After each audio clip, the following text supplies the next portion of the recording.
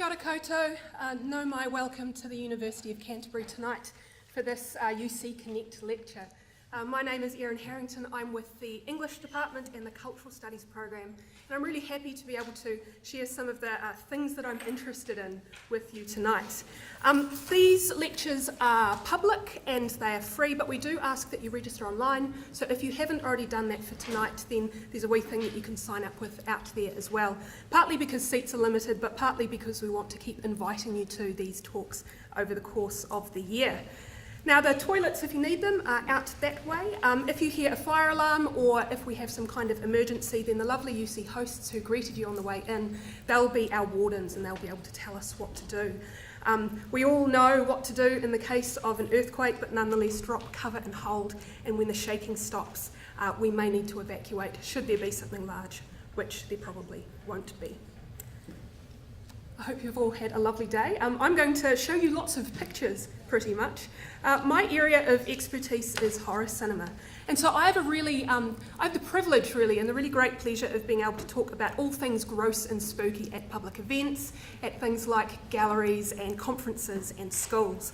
But no matter the nature of the talk, there's always one question that I get asked during the Q&A, and it's often first and it's often loudly, and it is, why do you watch this stuff?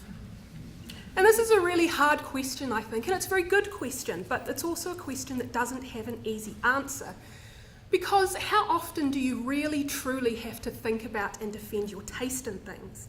To interrogate why, for me, when I went to Disneyland at the age of 6, my favourite ride was the Haunted Mansion, or why I snuck Stephen King books to school in Form 1, or why I wrote university essays on House of a Thousand Corpses instead of Pride and Prejudice. So I wonder if people who watch westerns or who watch war films or even period dramas get asked this. I know that people who love romance novels certainly are asked to defend their taste frequently. But it's a question that I also think has some unfortunate implications. At its most generous, it's a question that's about curiosity. Someone asking, how is it that something that they find pleasant or distasteful is enjoyable perhaps or pleasant to someone else? At its worst, though, I think it's a thinly veiled accusation, with the subtext that maybe loving horror, like loving death metal, is a sign of lax moral fibre, and that an appreciation for cheesy 80s slashers is but a step away from shaking down grannies for cigarette money. Do you want to turn it up? Yep, from here. Oh no, that's all right. Is that better? Oh, good grief, it's definitely better. It was up to, shaking grannies down for cigarette money. Maybe horror films are a gateway drug for shaking grannies down for cigarette money, or even setting council bins on fire. So what I thought I'd do is to go some way to providing you with an answer by giving you a very condensed overview of about 40 years worth of research into the area on the ongoing appeal and pleasures of horror, so that at the end the horror pros, and I certainly recognise you because we have a secret handshake, have a little more insight into why the genre gives them such pleasure, and why the horror-phobic might have a better understanding about their aversion. There's an ulterior motive too, because if I can help you look under the hood even just a little bit, then maybe you might be able to ease a little horror into your entertainment diet. Because whether or not you like it, horror is one of the oldest and most enduring film genres. Some of the very earliest films were spooky spectacles that leveraged new technologies to make ghosts appear through double exposures. Thomas Edison's 1895 short film The Execution of Mary Stuart, or Mary Queen of Scots, is the first film known to use special effects, for it used stop-motion substitution to help simulate Mary's beheading. Horror shorts were made by French and Japanese filmmakers in the late 1890s, such as The Haunted Castle here. Gothic literary adaptations like 1908's Jekyll and Hyde and 1910's Frankenstein are certainly included retrospectively in the horror canon. Some of the most reductive accounts of horror suggest, I think, that the genre is made up of little more than a debauched interplay of sex and death. So masked killers chasing teen nymphomaniacs through the woods, or phallic monsters terrorising scantily clad ingenues. But horror is a very broad church indeed, and I'd go so far to hope that there's something for everyone. There are films where heroes fall and heroines overcome outrageous obstacles, where everyone dies and almost everyone lives.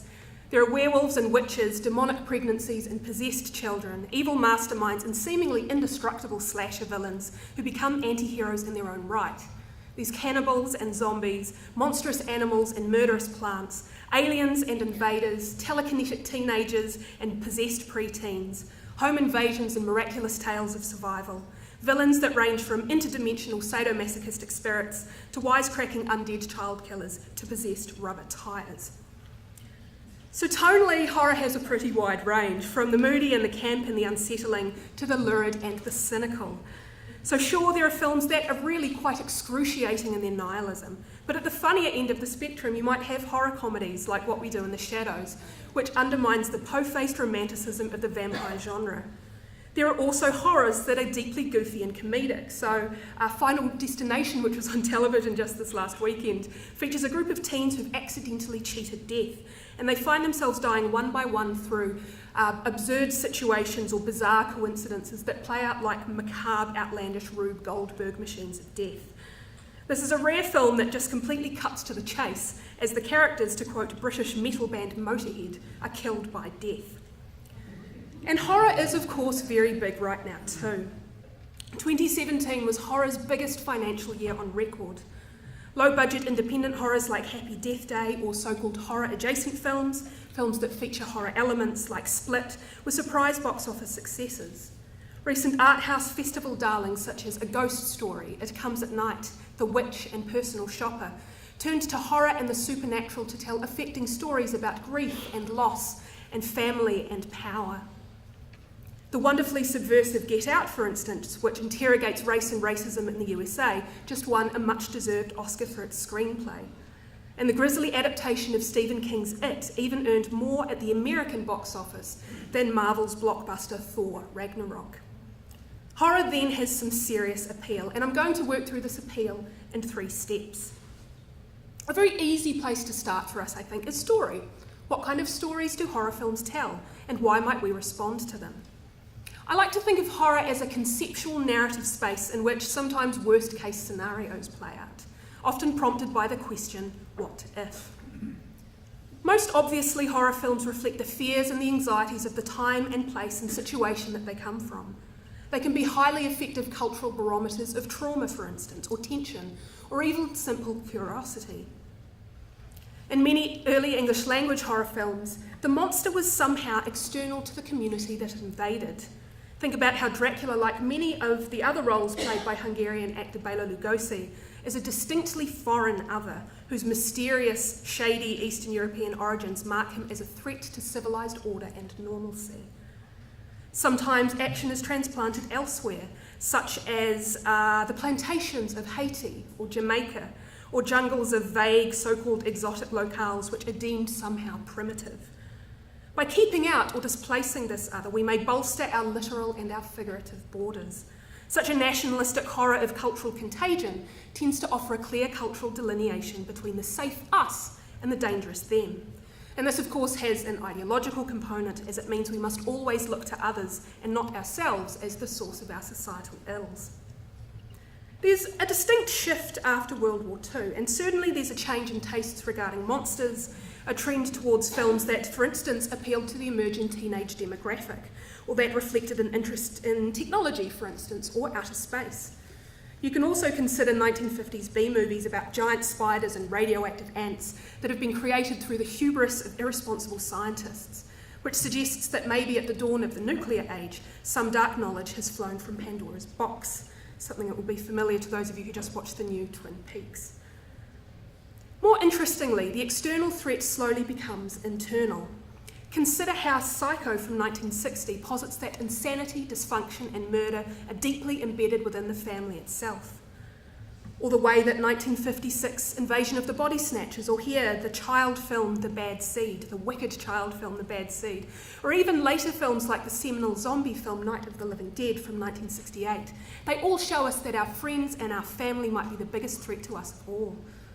There is a turn in horror around this time that says, how civilized are we really? And who can we trust, and what are we afraid of? Increasingly, the call is coming from inside the house. Horror fans might find these shifts over time really rewarding, much as dark fairy tales or fables are rewarding, because by watching these patterns, we can mark out what is trusted and what is monstrous, and what seemingly stable cultural truths are exposed as tenuous fictions.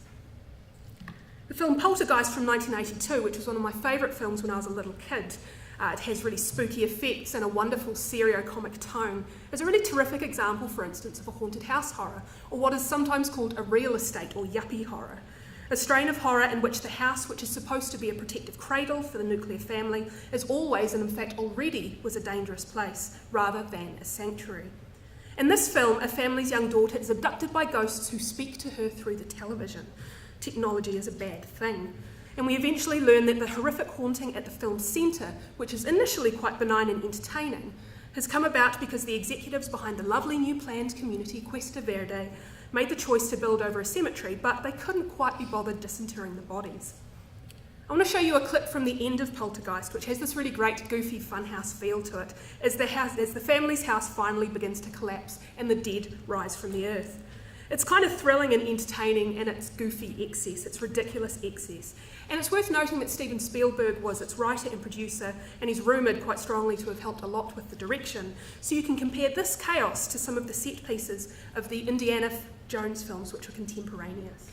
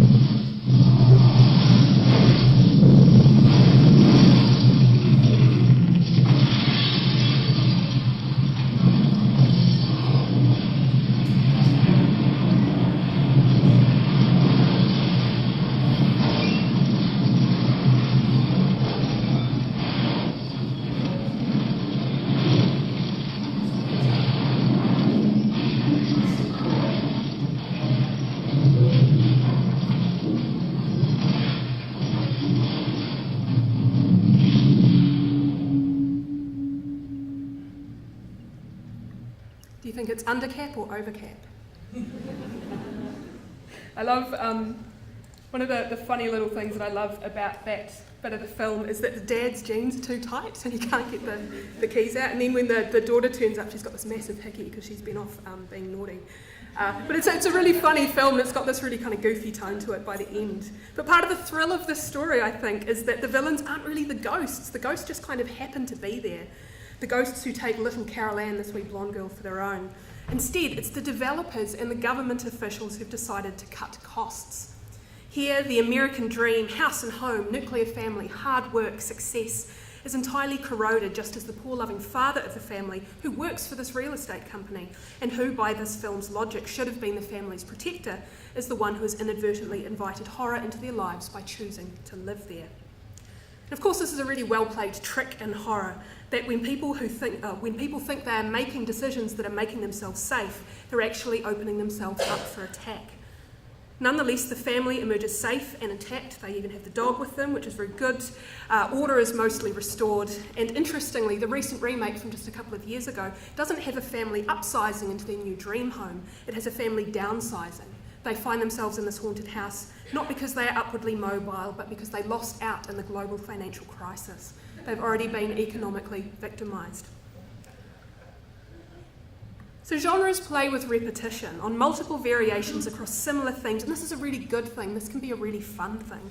If you like horror films about houses or living spaces like Poltergeist or Burnt Offerings or The Haunting or the Amityville Horror or The Shining or The Innkeepers or The Others or even New Zealand's wonderful Housebound, then you understand how the setting of the house, the setting of the home also acts as a metaphor and as a storytelling device by bounding space for metaphors of economic well-being as well as personal and family safety and stability.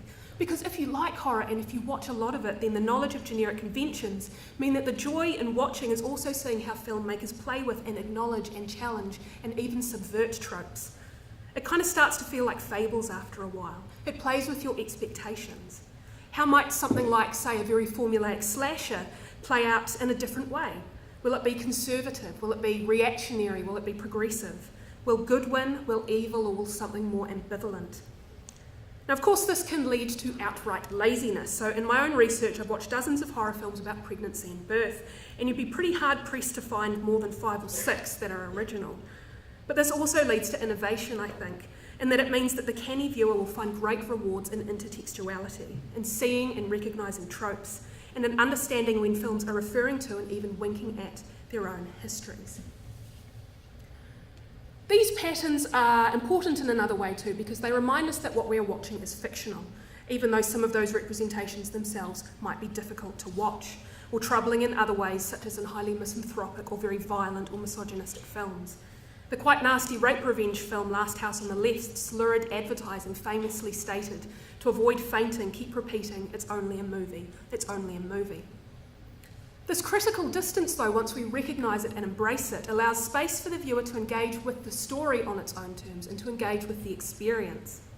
Although some viewers are very much able to exercise this distance better than others. Some films go out of their way to manipulate this distance. You can think of the 1999 film The Blair Witch Project, a film that is ostensibly made up of bits of film that were found after the disappearance of a group of filmmakers in the woods. It infamously ran an online stealth marketing campaign, which I think might have been the first viral campaign of its kind, that stated that the film itself was real. Our uncertainty about the film's origins then is a part of the experience, and the actor who played Heather, her mother even started getting sympathy cards from people who thought that her daughter had died. I'm sure her mum got really sick of it. Part of the narrative appeal of horror then is in how we negotiate fascination and curiosity, or attraction and disgust. We have a sense of cognitive dissonance, perhaps, the desire to both watch and to look away. We can be scared or stimulated, even if we know that something is safely make-believe. And if we know that horror is fictional, we can take great pleasure in its construction or in its special effects. The stories that horror films tell might be pleasing then, not just because of the story, but because of how that story is told. A key part of the pleasure, for me at least, of horror films, and particularly if this is to your taste, is the aesthetic language of horror. The way that horror uses image and editing, and in particular sound, to horrify, entertain, stimulate, and manipulate. When we have a familiarity with the genre, we know what's happening, and this interplay between anticipation and release can be a lot of fun. So I want to show you a quick clip from The Conjuring from 2013, a supernatural horror film which is set in Rhode Island in 1971. This is a really good example of a well-made supernatural film, so you don't really need a lot of details, except to know that the woman that you're going to see is called Carolyn, that she and her family have just moved into a dilapidated farmhouse, which for me would have about 800 red flags, I think. They recently found a very, very creepy doll sitting in the hallway and are not sure how it came to be there, and Carolyn in this clip thinks that her kids are playing a game with her. Spoiler, they're not, it's much worse than that. I apologise for a weird green band that pops up down the bottom of this too.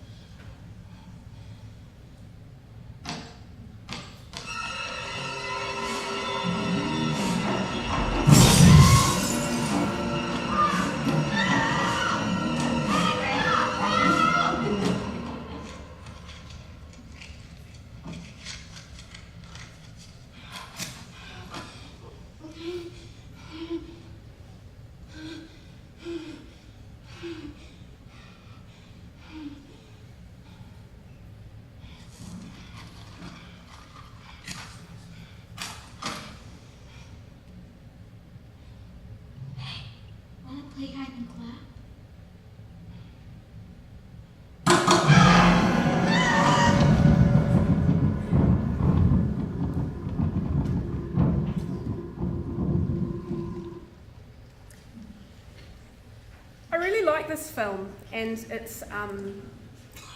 its sequel because they're very canny about the use of specific audiovisual storytelling techniques that work really well in horror. There's the shift, for instance, between speed and stillness. So we start with long, slow, tense takes with a handheld camera as we follow Carolyn down the stairs first and then around the house. And then the shift in perspective when we start to make our way into the basement. So we kind of sit in the basement and she comes towards us and then we follow. Then of course there's the sudden startled shock of the fast, choppy and confusing editing as the door slams and she tumbles down the stairs. There's also the tension between what is revealed and what is obscured through a deft manipulation of framing. How our eyes are drawn to certain things such as the space where the ball comes bouncing out from, or how the frame might be straight or kind of off-kilter, a Dutch tilt, adding to our sense of uncertainty. For most of it, we follow Carolyn through her subjective point of view and her field of vision, such as when she ducks her head and looks into the basement. But this adds to the tension because we search the frame as viewers for something that we know is there that she does not. And this includes, of course, the shift from light to pitch black, which exploits our anticipation and our knowledge of horror tropes. We're denied visual information, but we certainly know that when the lights come back on, there will be something awful there. This film also has really good sound design. There's creaks and drips and echoes that can't be explained. There's noises that originate specifically in the world of the film, but that are subtly manipulated in the sound mixing to create an unsettling sonic texture. When she tumbles down the stairs, for instance, the sound of the piano strings as she hits the side of the piano gives a sense of trauma and confusion and injury. As things become more tense, all of this sound drops away and our focus is honed. It's just Carolyn, her laboured breath, and her matches. If you watch this film with surround sound too, the supernatural noises tend to swim around you, adding to a feeling of disorientation. A good subsection of horror films, though, are also beautiful, with complex, evocative imagery that augments their narrative heft. So sure, you can watch a cut-rate, grainy found footage horror with all of its ugly edits and its terrible framing, but truly stylish horror films tell stories and evoke emotions through imagery that is uncanny or unsettling or even unreal. Imagery, after all, can express heightened mental states or emotional states or get across an abstracted sense of the fantastic. The silent German film, the expressionist film The Cabinet of Dr Caligari, which is hugely influential on the horror genre, uses a twisted sense of perspective and a chiaroscuro shift between light and dark to communicate the distorted nature of its protagonist's mental and emotional state. We can see more recent versions of this, for instance, in some of the sets and designs of Tim Burton's films. In the Texas Chainsaw Massacre, which is often cited as one of the greatest horror films ever made, it has a really kind of strange, grainy grindhouse quality to it. But many of its scenes and shots, particularly the outdoors ones, are also imbued with a strange, dreamlike orangey yellow light that exudes a sense of unsettled malaise and sickness. Note this iconic image with its lens flare at the end of the character Leatherface dancing in the road with his chainsaw, and its bizarre sense of simultaneous joy and horror. It's a very difficult but a strangely beautiful film. Dario Argento's stylish graphic horror and giallo films like Suspiria here engage with a saturated palette that takes gore and violence and pushes it into the realm of outright abstraction. It starts here, for instance, with the use of colours that come from the palette of the Disney film Snow White and the Seven Dwarfs, which is one of the intertexts for this film, and then carries on into something lurid that emphasises rather than detracts from the film's sensory assault. We can think about some recent films too, like The Cabinet of Dr Caligari. Aaron Darrenofsky's film Black Swan employs unsettling fragmentation and repetitions to express the dissolution of its protagonist's mental state. Jonathan Glazer's film Under the Skin, in which an alien finds and seduces human beings before turning them into food, is off-putting and unsettling, altering normal codes of framing, for instance, to remind us that the person that we are looking at isn't a human being that we can empathise or sympathise with or share our subjectivity with or our point of view with, but rather that she is alien bait. Get Out does some terrifically clever things with the framing of black and female bodies and juxtaposes everyday banality with archly heightened images that expose the horror in the everyday. The Australian film The Babadook offers a world that is blue-grey, claustrophobic and undersaturated, interspersed with storybook abstractions. And this palette expresses a profound sense of grief and depression that is being experienced by the lead character. And as it unfolds and the sense of the monstrous is unleashed, the spaces in the twisted house become constricted and abstracted. If you want something a bit more lush, then Guillermo del Toro's gothic horror Crimson Peak is romantic, exuding a sort of hyperbolic sense of ghoulish joy and eroticism. The film The Love Witch, which did the festival circuit here, is a camp romantic technicolor fever dream made with an exacting eye that takes occultism from the 60s and throws it through the gauzy lens of sexploitation. The House of the Devil, if we're also after pastiche, is a near-perfect homage in tone and in pace to Satanic Panic and babysitter horror films of the 1970s and 80s. It Follows, which is one of my favourite films, is dreamlike and uncanny. It feels really contemporary, but once you watch it a couple of times, you realise that all of its references are kind of anachronistic, and you can't quite put it into any time. And the film The Witch from a couple of years ago is grim. It's hard and sparse as the life that is being lived by the family of exiled Puritans who are at the centre of the story, because their own miserable, difficult labours, a great forest looms full of all the dread that sublime nature in all its awful splendour can muster. So if you're an aesthete, then there's definitely a horror film for you. They don't have to look good, of course, to be visually appealing. Anyone who's been a kid or who has a kid who likes gross out stuff knows that there's also a playful glee in the vulgar and the sticky. So if you like going ooh yuck, then you might like graphic films, especially horror films from the 1980s, when the development of practical and digital technologies were changing how filmmakers designed special effects, especially in some films where the ambition exceeds the execution. That critical distance offered us by fiction means that we can appreciate to try and understand horror effects, even as we're revolted by them. I'm obsessed kind of with John Carpenter's 1982 film, The Thing. It's about a shape-shifting alien, and multiple reasons for this, but one of it is the way that the films really gross out practical effects, even years later have their own kind of sense of heft and potency. It's also very funny. These effects were done by Rob Bottin, who also then did the effects for the original RoboCop and Total Recall and some of those sorts of things. Because let's face it, horror can be very playful and it can be silly, it can be cartoony even. Horror generally doesn't always take itself very seriously. Often it laughs at itself and its own sense of absurdity. And many films, such as Cult of Chucky here, are one of these series of Child's Play films. And in this film, each of those Chucky dolls is possessed by the same spirit of a serial killer, such that they start arguing over who's the boss and how they're going to tell each other apart. Many films dance between a really provocative, entertaining space between humour and horror. So we've briefly talked about the thrill of scary movies and about aesthetics, but the most important thing of all, I think, especially for those of you who really don't like horror, is how horror films and all their diversity make you feel. What sort of emotions and sensations does horror engender before, during and after viewing? And how does this shape the way that we think and feel about them? One common argument is that horror, all the photos are terrible. One common argument is that horror has an appeal because it's a little bit like a roller coaster ride. It's an exciting but controlled experience of limited and finite duration, an exercise in what is sometimes called recreational terror, during which we can safely experience heightened sensations, although those feelings may stay with us long after the film. Another perspective is that horror films allow us to experience catharsis, a sort of purging of very strong or negative emotions, which provides us with a source of relief. We may feel that way at the end of the film, but for many the experience of the film itself is nonetheless pleasurable or appealing in some way.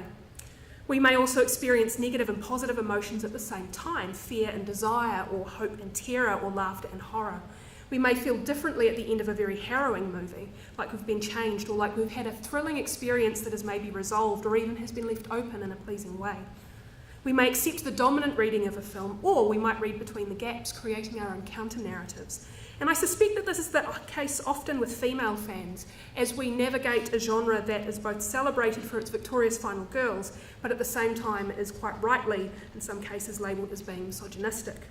So spectatorship is really important. How do we watch horror? Who do we watch it with? Do we watch films in a group with food or drink where you can heckle the screen and cheer and boo at the monsters and the victims? Perhaps we love the feeling of watching a film in a packed cinema, the people who are all experiencing similar emotions together. Do we watch films alone in the dark? Do we watch them during the day while folding the washing, stopping and starting as we get distracted? Is it different watching a film on a date or with a parent? For instance, I watched a horror film that was kind of weird and sexually explicit with my brother over Christmas, and that was a very strange experience that I don't think either of us were okay with. And when we come to enjoy horror films, are we even feeling pleasure in its traditional sense at all, or are we feeling something more complex? As an example, I saw the scary clown film It last year, and I'm going to show you the trailer so you get a feel for it.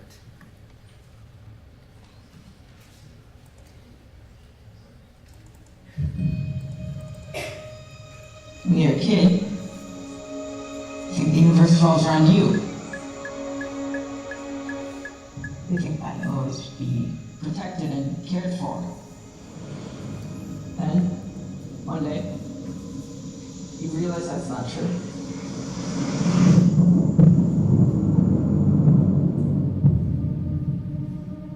Because when you're alone as a kid, the monsters see you as weaker. You don't even know they're getting closer. Until it's too late.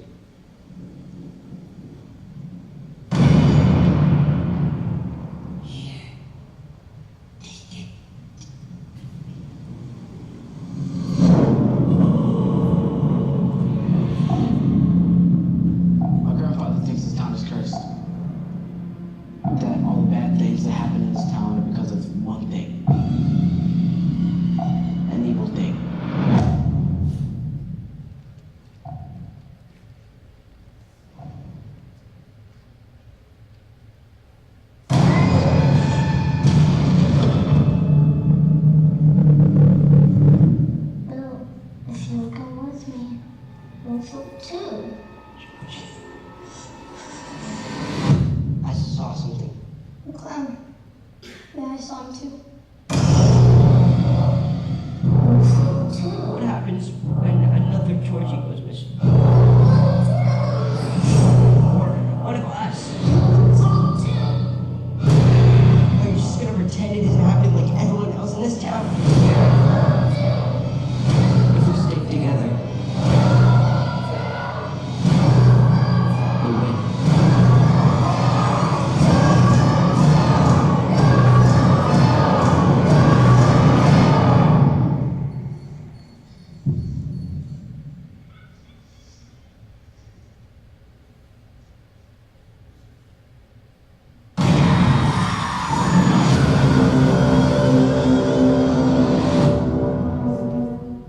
Lots of you would have seen this, yeah?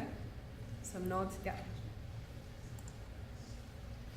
When I saw this film, I saw it at the cinema and I was right near the back, and behind me there was a very large group, maybe 10 or 12 young men, who must have been 16, it's an R16 film, and they were really rowdy, so much that people complained about them a bunch of times. They were talking over the movie, it was really distracting, there was lots of posturing and kind of laughing, lots of swearing, excessive F-bombs, loud eating, chips being thrown.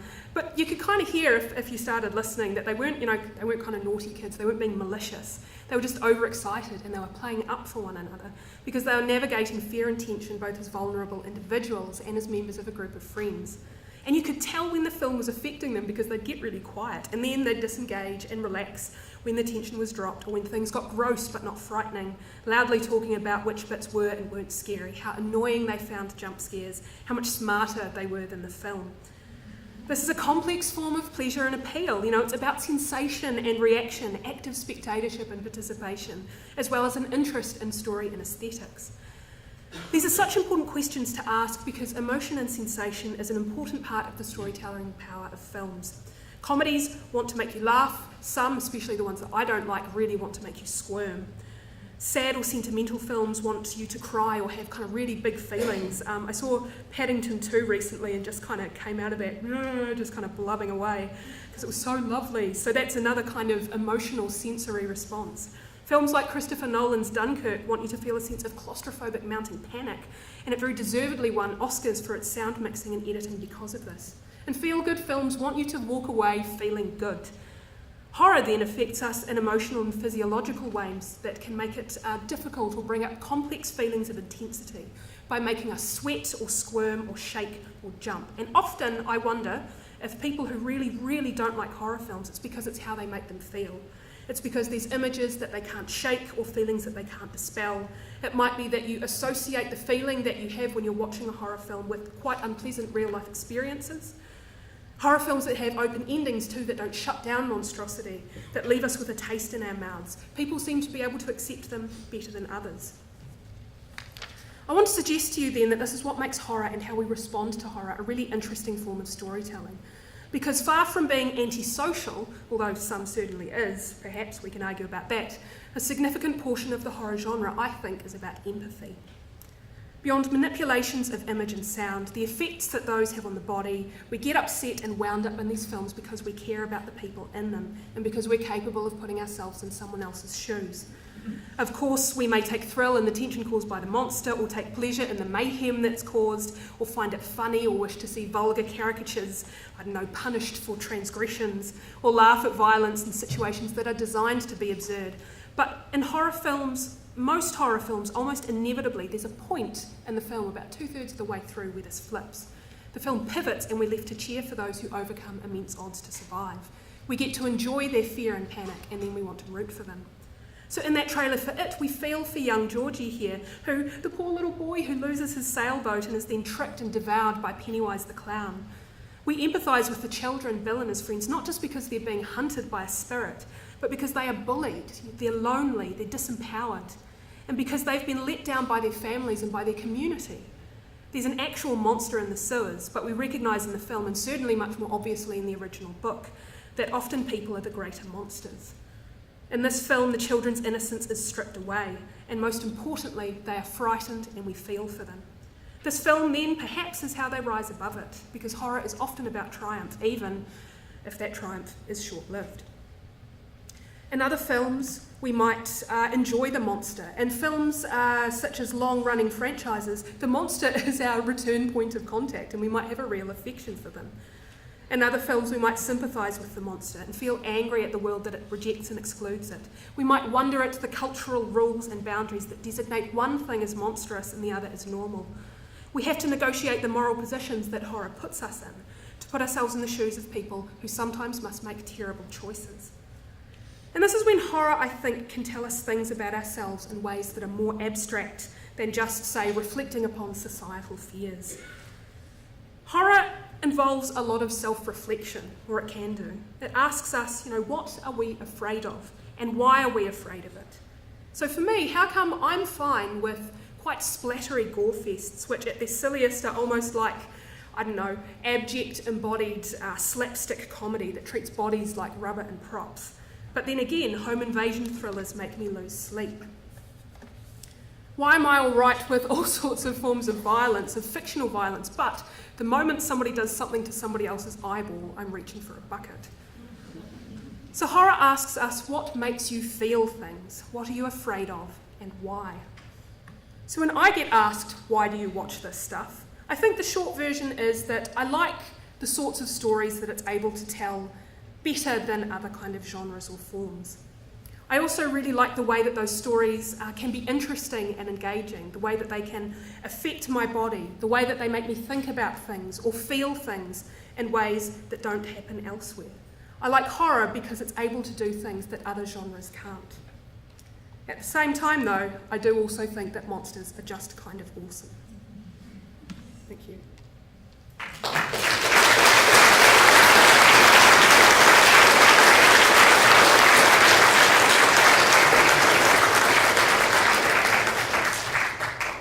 We have a question and answer, yeah. If anyone has any comments they'd like to make or wants to share the sorts of films they're into at the moment, give us recommendations.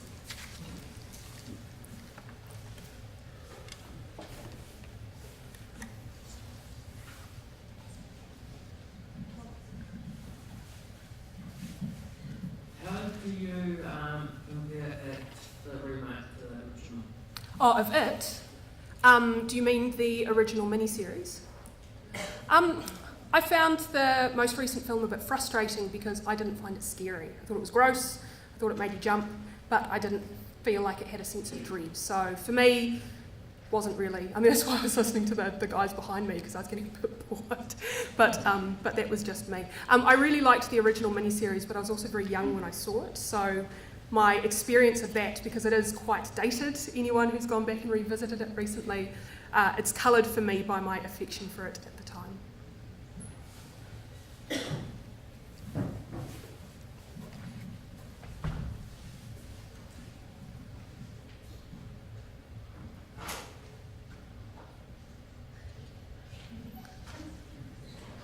I can probably shout. Oh no, we've got one up here, yeah. What's your favourite horror film? I have lots of favourites, but my go-to one when I have to name a favourite is usually the Texas Chainsaw Massacre, which is also why there's a woman who, I think she's a woman, called Kat Philbin with a capital A in the middle, who does these beautiful little comic drawings of various horror villains playing with cats and having a really nice time. So it's really cute, and so that's why I picked that one. Yeah. But there's lots I like. That was going to be my question too. So, Do you want another favourite? Favourite decade of horror? Oh, that's a hard one. I like the late 70s for a lot of stuff, particularly because there's industrial shifts around the time in terms of the emergence of independent filmmaking, which means that there are interesting films being made in new ways outside of the studio system. So there's some really kind of gnarly, interesting, transgressive stuff that's happening then. And probably my least favourite is the early 90s, because it's really boring. Have you seen Raw? Yes, I have. Yeah, French film called Raw, which is a good example of the way that genre can tell really great stories in interesting ways. So it's a story about the relationship between two sisters, both of whom are at an exclusive veterinary college, and their sisterly rival starts playing out in this very kind of abject way as particularly our protagonist, who's been brought up as a strict vegetarian, is forced to eat some meat during a initiation rite, and she develops a cannibalistic appetite, much to her own horror. And it's super cool. Yeah, it's really great. It's really great. Yeah. There was one over there.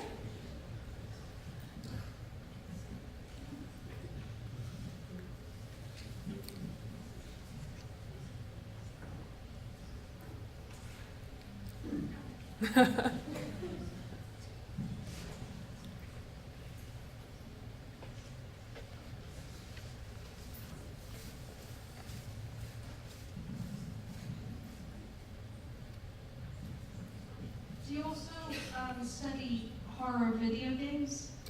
No, I don't, but I do think they're interesting, particularly because you are asked to participate in the scenarios that you are experiencing. Horror films, video game scholarship's really fascinating in that way. How do you really affectively or emotionally or physiologically engage with these kind of things, especially when you have agency, you get to make choices about stuff. What about YouTube videos like the Marvel Hornets series? Do you study?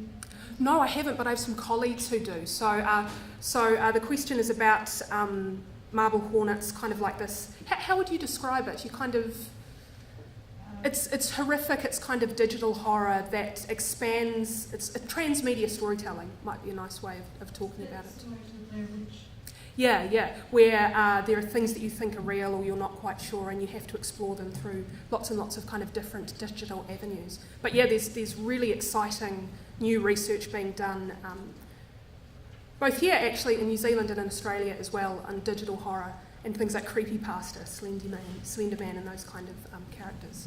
Yeah. Hi, I'm here as a horror fan, but I can think that I've seen a lot of them, almost everything you had up there. But I can think of a couple that I wish I could unsee. Yes. And I'm wondering if you have any to recommend that, so I could probably watch them. That you wish you could unsee and just are kind of sorry you saw it, but yeah. There's some really nasty supervised. So the question is about, are there any horrors that I can unsee that I can recommend to other people who like graphic horror? Is that kind of what you're asking? Yeah. There's really nasty physical, visceral stuff, some of which I dislike because I don't think it tells a good story. So a lot of people lean towards things like the really gross out Human Centipede series and that kind of stuff. I would never recommend a Serbian film to anyone ever. I just think it's kind of repugnant. Also because I think that film, the filmmakers have said that they're telling this one story through this horrendous experience, but actually I don't think they are. I think they're kind of cheating. But there are films that, the film Martyrs, the French film Martyrs, I found excruciatingly disturbing, but I ended up going on and writing an academic paper on it because I thought it was so interesting in terms of its empathy, because it was a film in which some terrible things happened to some young women, but it's kind of about relationships and it's about friendship. I just wanted to know if Serbian film was one of the ones I wish I never saw. Yeah, just don't watch it. That's my recommendation for tonight. Or maybe do, but don't blame me. Kia ora. As time goes on, are people taking more to get scared? That's a great question. One of the so the question is, as time goes on, are people taking more to get scared? There are a few kind of angles that you can attack that from. One is that some people argue about desensitisation, that maybe if we become desensitised to violence, we don't have that same kind of effect. But a counter-argument is to do perhaps with, I guess, intertextuality and our appreciation of horror in different ways. Certainly, I think because we walk around with screens in our pockets and we look at screens all the time, we're very visually literate. So maybe some of the impact of these early films certainly aren't the same on us now, but maybe we need to find different ways to scare ourselves if the ways that have been presented to us so far don't cut it. But because there's such ebbs and flows in genre as well, if you go back and revisit some of those really gritty 70s films or even some of the psychological films from the 50s and 60s, I think there's stuff that you can get out of that is out of the ordinary now and tells a story in an interesting way. So yes and no is my answer there, maybe. We recently watched the remake of the film. What did you think of that? And also, what's your take on Hollywood sort of deciding to remake all the classic horror movies? Well, the thing, that was a prequel, I thought. It was just a dead set remake. Oh, no, I didn't watch that because I really like the original. I quite liked the prequel. I think a lot of the remakes, and in particular English language remakes of foreign films, of foreign horror films, are just exercises in money making. So for instance, there is a remake coming up soon of a French film called Inside, which is this really just disturbing, but I really, really love it, film about a heavily pregnant woman who's terrorised in her home by a woman in black, a nameless woman in black, the night before she's due to be induced and give birth, because the woman in black wants her baby and she's going to take it, and she's going to take it with a big knife, pretty much.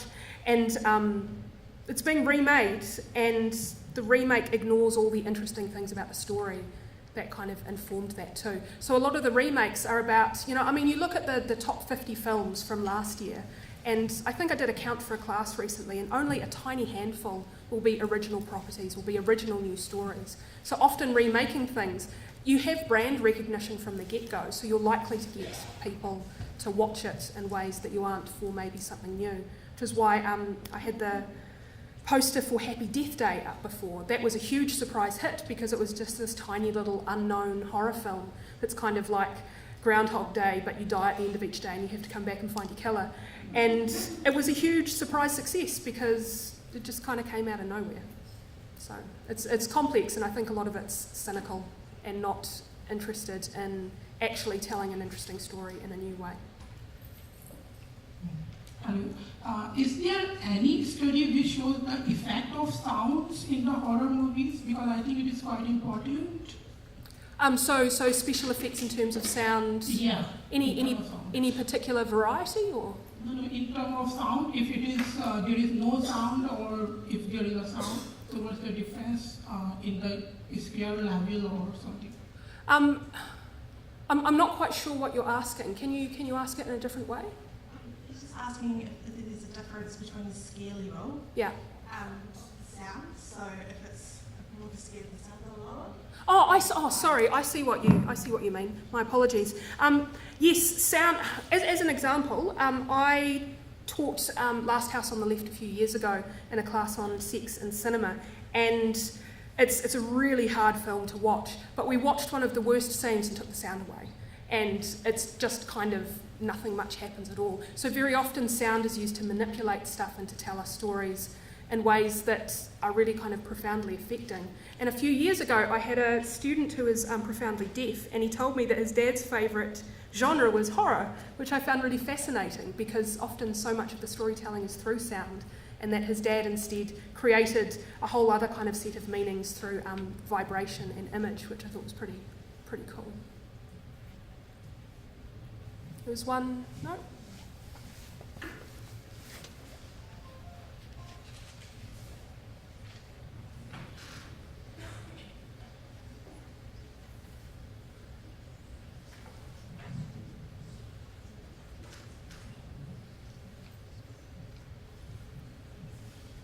Do you think the It movie in 2017 did justice to the book, or like did the 90s version do more justice, or what do you think?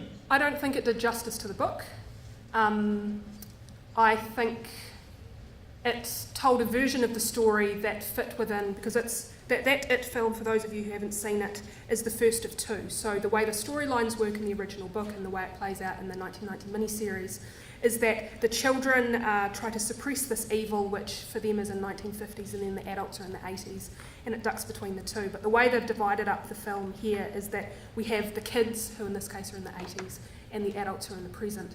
And I think a lot of interesting stuff about fear and relationships didn't make it to this film. I think it was trying to do something different in terms of the way that it told a story, and I would have preferred it another way, but I know it was really popular, so it clearly worked for other people. What would you have changed about it though?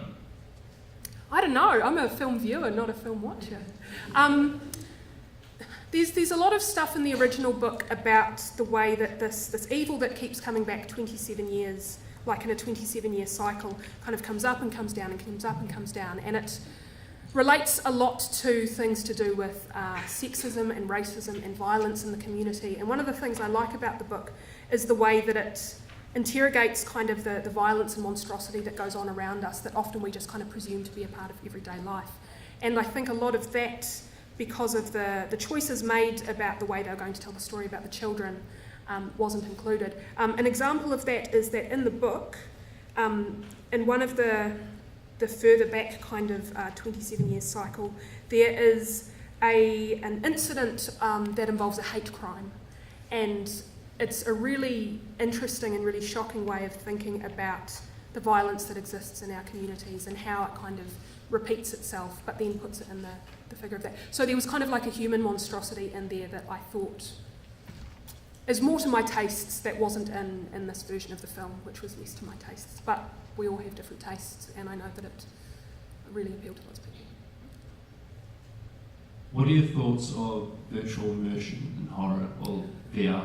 Oh, that's so exciting. Again, there's some interesting research being done. I think at might have been at the University of Melbourne, in terms of how horror is going to respond to this, because there's not a lot yet already. And maybe if we can't get scared anymore through this kind of film, then that's going to be a profoundly interesting way of manipulating our fears and so on. Some of you might have seen, people keep posting to YouTube videos of even just people watching like a train coming at them in VR, like old school kind of film type stuff. So there's so much potential there, and I think it's really, really exciting to see what a new technological model is going to be able to do to a genre that's, 100 and whatever years old in terms of its film stuff. There might be time for one more if someone has it. Yeah. Hi. What's the best technique used in horror movies, you reckon? Oh, it really depends. The sort of story that they're trying to tell you. I like films that play with what they show you and what they don't show you. So a lot of the really artful films I showed you before do a great deal of telling pictures through stories and then asking us to look and not look at certain things. So that's something that I really respond to. Other people might respond to explicit gore, other people might respond to artful sound design.